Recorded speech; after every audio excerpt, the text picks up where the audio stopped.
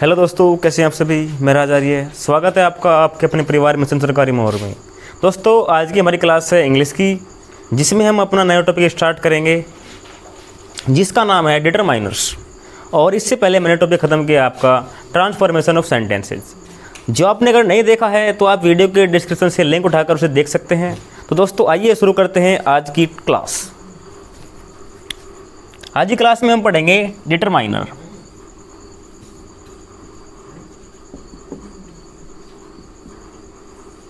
ठीक है दोस्तों, डिटरमाइनर्स दोस्तों ये एक वर्ड से मिलकर बना है। जो हमारा वो वर्ड है वो है हमारा डिटरमाइन।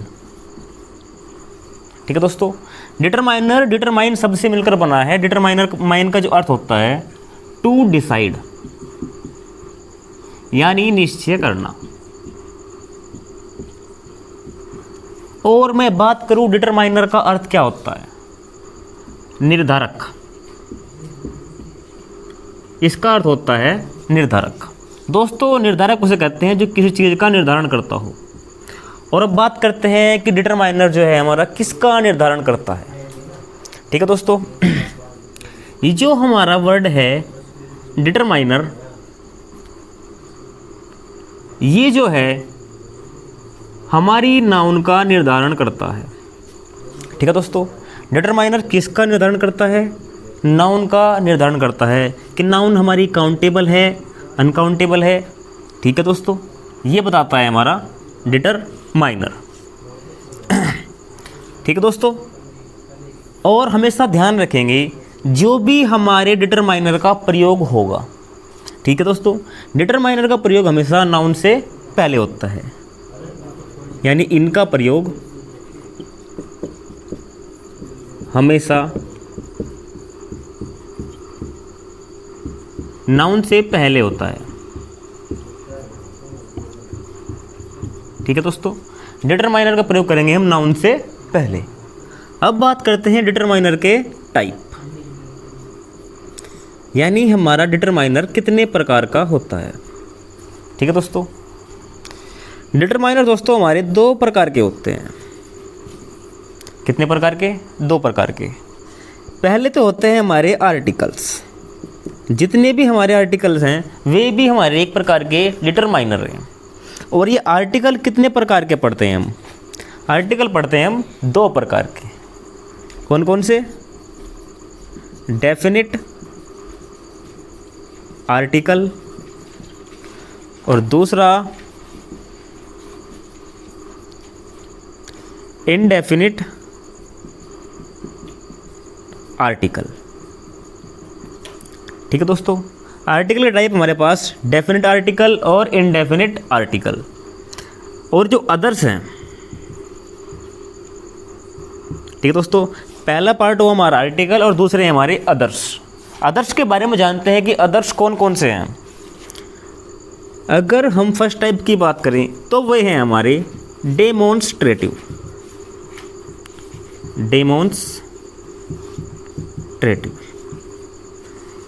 यानी संकेतवाचक। ऐसे डिटरमाइनर जिससे हमें किसी संकेत का पता चलता हो उन्हें बोलते हैं हम डेमोन्स्ट्रेटिव। जैसे दिस, दैट,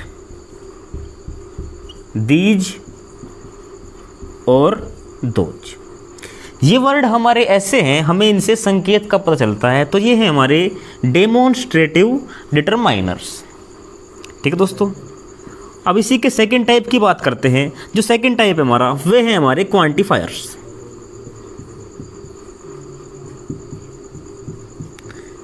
दोस्तों कौन से हैं वे? वे हैं हमारे क्वांटिफायर्स। ये क्या है? जैसे हमारा हो गया मच, मैनी, सम, एनी, लिटिल, फ्यू और ETC एक्सेट्रा। मच, मैनी, सम, एनी, लिटिल, फ्यू और आदि। ये हमारे किस प्रकार के डिटरमाइनर हैं? ये हैं हमारे क्वांटिफायर्स। तो दोस्तों आदर्श में हो गए हमारे 2 प्रकार की, और ये मेनली होते हैं आदर्श में 4 प्रकार की। तो आगे के 2 भी देख लेते हैं, वे 2 कौन कौन से हैं।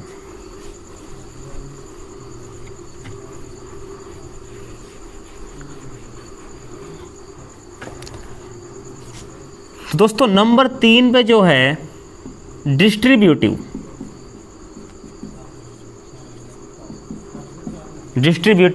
डिटरमाइनर्स, ये हमारे कौन से हैं? ये हैं हमारे ईच, एवरी, इधर और निदर। ये हमारे किस प्रकार के हैं? डिमॉन्स्ट्रेटिव, यानी जो चीज़ों को बांटते हैं उन्हें बोलते हैं हम डिस्ट्रीब्यूटिव। और नंबर 4 की बात करें, जो हमारे पास नंबर 4 बचता है वो है हमारा न्यूमरल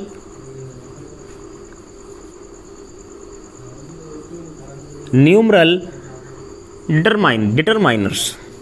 दोस्तों न्यूमरल वो होते हैं जो हमारी किसी संख्या को प्रदर्शित करते हैं, जैसे 1, 2, 3, 4 etc, यानी जो संख्या को दर्शाएंगे उन्हें बोलते हैं हम न्यूमरल डिटरमाइनर्स। तो दोस्तों कितने प्रकार के हुए? ये हुए हमारे 4 प्रकार के। कौन कौन से? डेमोन्स्ट्रेटिव, जो किसी को संकेत देते हो, संकेतवाचक।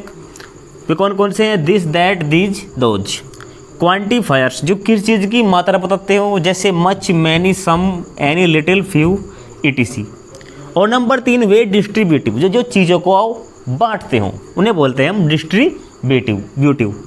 Each, every, either, neither. और न्यूमरल, जो संख्याओं को दर्शाते हो, जैसे 1 2 3 4 5 6 7 8 9 10 आदि।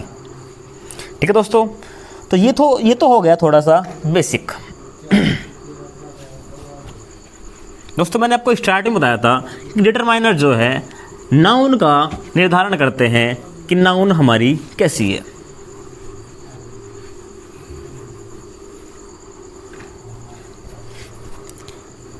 डिटरमाइनर का प्रयोग होता है हमारा नाउन से पहले। अब जानते हैं मेनली नाउन भी हमारी कितने प्रकार की होती है। दोस्तों नाउन जो है मेनली 2 प्रकार की होती है। एक तो है हमारी काउंटेबल नाउन और दूसरी है अनकाउंटेबल नाउन। Uncountable noun. दोस्तों जो काउंटेबल नाउन है ये भी हमारी 2 प्रकार की है। काउंटेबल नाउन भी हमारी 2 प्रकार की है। पहले कौन सी है? सिंगुलर काउंटेबल नाउन, और दूसरी है हमारी प्लूरल काउंटेबल नाउन। ठीक है दोस्तों अब बढ़ते हैं, बेसिक कंप्लीट हुआ हमारा। अब देखते हैं 1-2 नियम।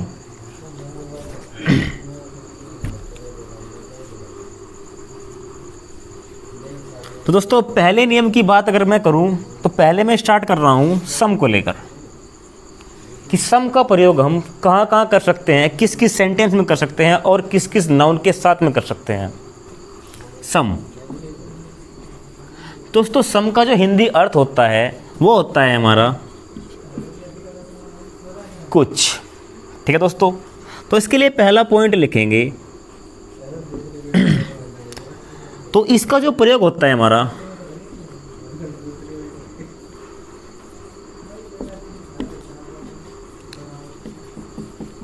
इसका जो प्रयोग करते हैं हम, जो हमारी काउंटेबल नाउन है, काउंटेबल नाउन के प्लूरल के साथ। ठीक है दोस्तों, यानी सम का प्रयोग अगर हमारे कोई काउंटेबल नाउन है, काउंटेबल नाउन भी हमारे 2 प्रकार की होती है, सिंगुलर और प्लूरल। तो काउंटेबल के प्लूरल के साथ में ही हम जो है सम का प्रयोग करेंगे। देखते हैं एक एग्जांपल से, जैसे BOY, बॉय कैसा है? हमारा काउंटेबल है, लेकिन ये फिलहाल कैसा है? ये है हमारा सिंगुलर। और से मैं कर दूं BOYS, बॉयज, तो ये हो गया हमारा प्लूरल, तो इसके साथ में हम कर सकते हैं सम बॉयज़, कुछ लड़के। यानी प्लूरल के साथ में हम सम का प्रयोग करेंगे, सिंगुलर के साथ में हम सम का प्रयोग नहीं करेंगे। ठीक है दोस्तों, दूसरा पॉइंट देखते हैं इसका प्रयोग अनकाउंटेबल नाउन के साथ भी कर सकते हैं।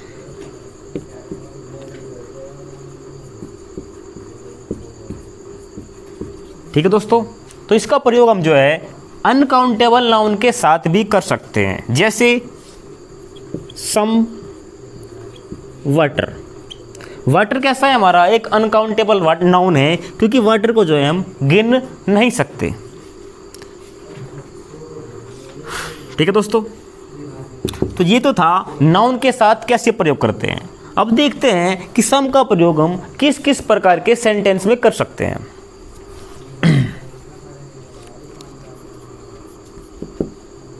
All affirmative sentence.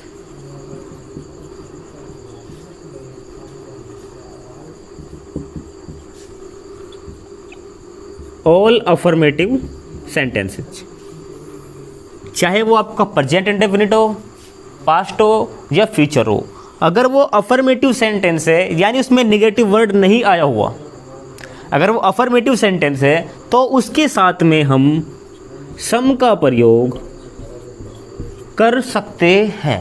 ठीक है दोस्तों, अगर वो अफर्मेटिव है, अगर वो नेगेटिव है तो नहीं कर सकते। इसी के साथ ध्यान रखेंगे इंट्रोगेटिव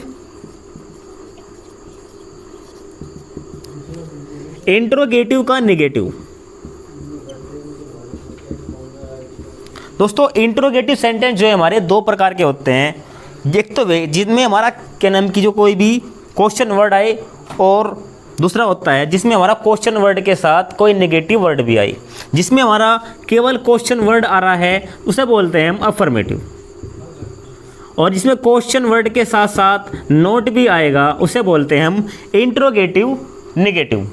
ठीक है दोस्तों, अगर इंट्रोगेटिव नेगेटिव सेंटेंस है तो उसके साथ में भी हम सम का प्रयोग करते हैं। ठीक है दोस्तों, तो ये हो गई हमारी दो कंडीशन, जैसे some boys are absent today. आज कुछ लड़के अनुपस्थित हैं। दोस्तों चेक करते हैं ये सेंटेंस हमारा किस प्रकार का है। Some boys are absent today, ये हमारा एक अफर्मेटिव सेंटेंस है, क्योंकि इसमें नेगेटिव वर्ड नहीं आया तो ये हमारा क्या सेंटेंस हो गया, ये हो गया हमारा एक अफर्मेटिव। और मैंने बताया था कि अफर्मेटिव सेंटेंस के साथ में हम सम का प्रयोग कर सकते हैं। ठीक है दोस्तों, ऐसे देखते हैं इंट्रोगेटिव नेगेटिव का example.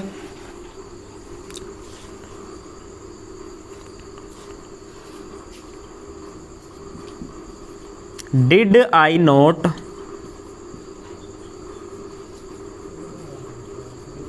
lend you some money। ठीक है दोस्तों, did I not lend you some money, और लास्ट में आएगा क्वेश्चन मार्क, क्योंकि वाक्य स्टार्ट हुआ है हमारा डिड के साथ। दोस्तों वाक्य स्टार्ट हुआ है डिड के साथ, तो ये बता रहा है कि हमारा जो क्या नाम की क्वेश्चन है इसमें जो है हमारा इंट्रोगेटिव है। कैसा है, इंट्रोगेटिव सेंटेंस है, और इसके साथ में आया हुआ है हमारा नेगेटिव वर्ड, यानी ये इंट्रोगेटिव होते हुए जो है हमारा नेगेटिव सेंटेंस है, यानी इंट्रोगेटिव भी है और नेगेटिव भी है, तो इसके साथ में सम का प्रयोग करना लाजमी है। यानी सम का प्रयोग हम इसके साथ में कर सकते हैं, जैसे कि मैंने किया है did I not lend you some money। ठीक है दोस्तों, तो यहाँ पे सम का प्रयोग हुआ हमारा सही।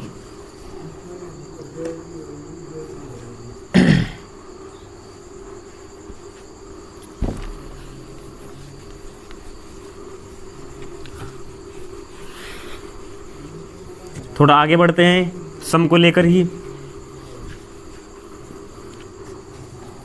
दोस्तों, और जानते हैं कि सम का प्रयोग हम कहाँ कहाँ पर कर सकते हैं।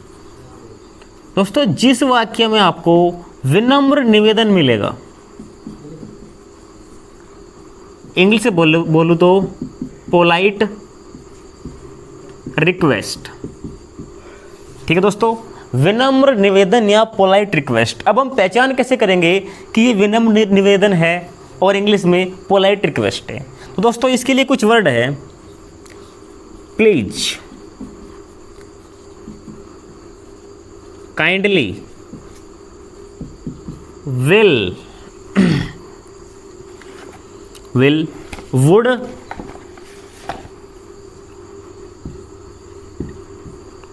और could.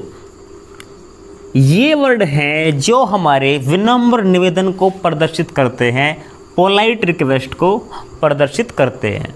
Please, kindly, will, would, could. देखते हैं एक दो एग्जाम्पल के माध्यम से। इनके साथ हमेशा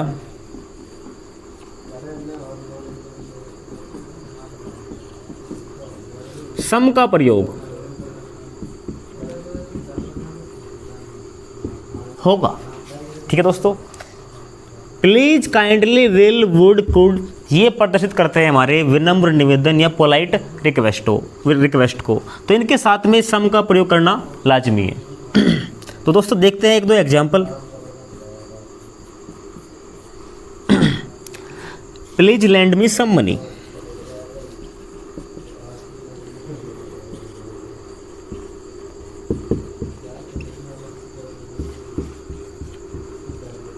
please lend me some money. Please का प्रयोग हुआ है, यानी विनम्र निवेदन वाला वाक्य है, तो इसके साथ में सम का प्रयोग होना सही है। Could you pass some water. Could you pass some water, क्या तुम कुछ पानी पास कर सकते हो? कुड जो हमारा ये वर्ड है, ये प्रदर्शित कर रहा है हमारा पोलाइट रिक्वेस्ट को, ठीक है दोस्तों। तो इसमें सम का प्रयोग होना लाजमी है, यानी सही है। तो दोस्तों, ये था हमारा आज की क्लास, जिसमें हमने डिटरमाइनर की परिभाषा से लेकर उसके टाइप को पढ़ा है। और आज हमने जो है सम, यानी सम का प्रयोग हम कहाँ कहाँ कर सकते हैं, किस किस नाउन के साथ कर सकते हैं और किस किस सेंटेंस के साथ कर सकते हैं, आज हमने ये कंप्लीट कर लिया है। दोस्तों, अगली क्लास में हम पढ़ेंगे एनी के बारे में, यानी एनी के साथ में किस नाउन का प्रयोग करेंगे और किस सेंटेंस का प्रयोग करेंगे एनी के साथ में, ठीक है दोस्तों। तो दोस्तों, आज की क्लास यहीं पर ख़त्म करना चाहूँगा। दोस्तों, अगर आपको वीडियो अच्छी लगे तो वीडियो को लाइक कीजिए, शेयर कीजिए और चैनल को सब्सक्राइब कीजिए। Thank you very much.